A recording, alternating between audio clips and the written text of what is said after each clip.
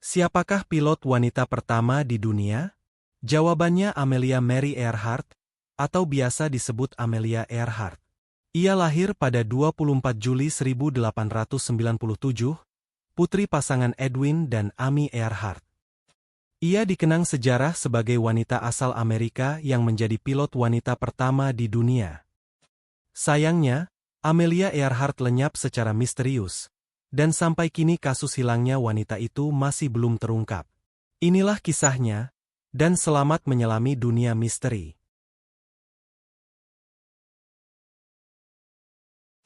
Selain menjadi pelopor penerbangan wanita, Amelia Earhart juga seorang penulis dan pejuang hak wanita di Amerika Serikat. Atas prestasinya, dia menjadi wanita pertama yang menerima Distinguished Flying Cross. Ia mendapat penghargaan itu karena menjadi wanita pertama yang terbang sendiri menyeberangi Samudera Atlantik. Amelia Earhart juga menulis buku bestseller yang menceritakan pengalaman terbangnya, sekaligus memiliki peran penting dalam pendirian 99, organisasi pilot wanita.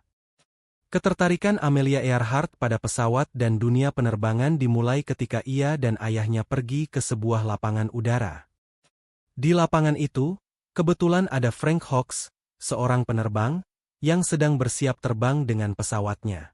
Frank Hawks menawari Amelia Earhart dan ayahnya untuk menumpang pesawatnya, dan ayah serta anak perempuan itu dengan senang menerima tawaran tersebut. Pengalaman terbang pertama kali itu kemudian mengubah kehidupan Amelia Earhart untuk selamanya. Dia tergila-gila pada pesawat terbang, dan sangat mencintai terbang dengan pesawat. Pada usia 34 tahun, pagi hari tanggal 20 Mei 1932, Amelia Earhart berangkat dari Pelabuhan Grace, Newfoundland. Ia mencoba terbang ke Paris dengan mengemudikan pesawat Lockheed Vega, mengikuti penerbangan solo Charles Lindbergh, yang juga terkenal sebagai penerbang. Setelah terbang selama 14 jam 56 menit dengan angin utara yang kuat, kondisi dingin, cuaca tak ramah, serta masalah mekanis, Amelia Earhart berhasil mendarat di padang rumput di Coolmore, utara Derry, Irlandia Utara. Seorang petani di tempat itu melihat Amelia Earhart turun dari pesawat, dan bertanya, "Apakah kau baru saja terbang jauh?" Amelia Earhart menjawab, "Saya dari Amerika." Kini, tempat ia mendarat pertama kali itu menjadi sebuah kantor kedirgantaraan, yang dinamai Pusat Amelia Earhart. Pada 11 Januari 1935, Amelia Earhart menjadi orang pertama yang terbang sendirian melintasi samudera dari Honolulu, Hawaii, ke Oakland, California. Pada 19 April 1935, ia terbang dengan pesawat Vega miliknya, dari Los Angeles ke Meksiko. Penerbangannya selesai pada 8 Mei 1935.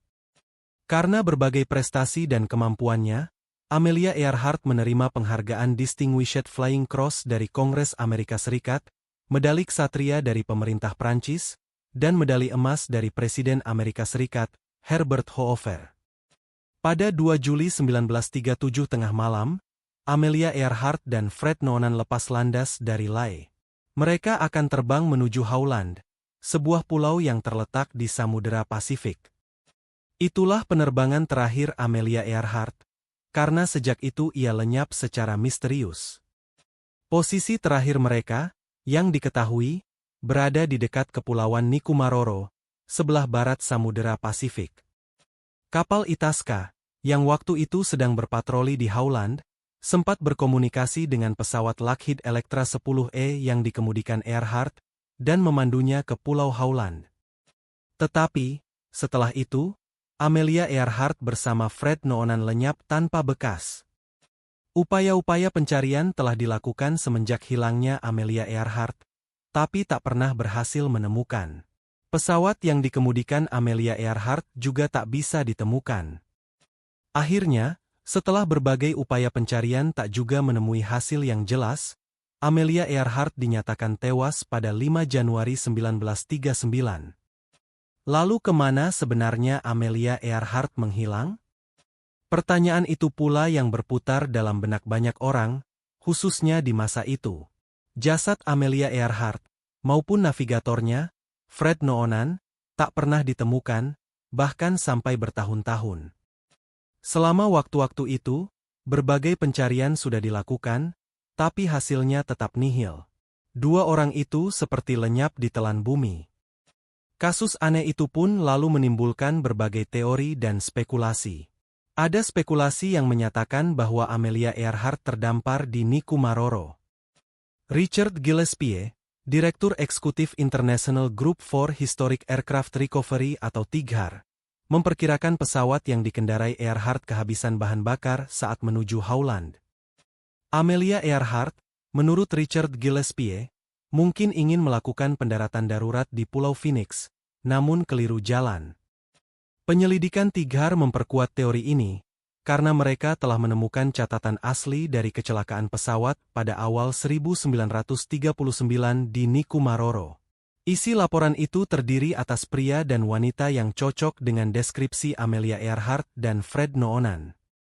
Teori atau spekulasi kedua, kecelakaan terjadi di laut yang lokasinya dekat tempat tujuan, yaitu Howland.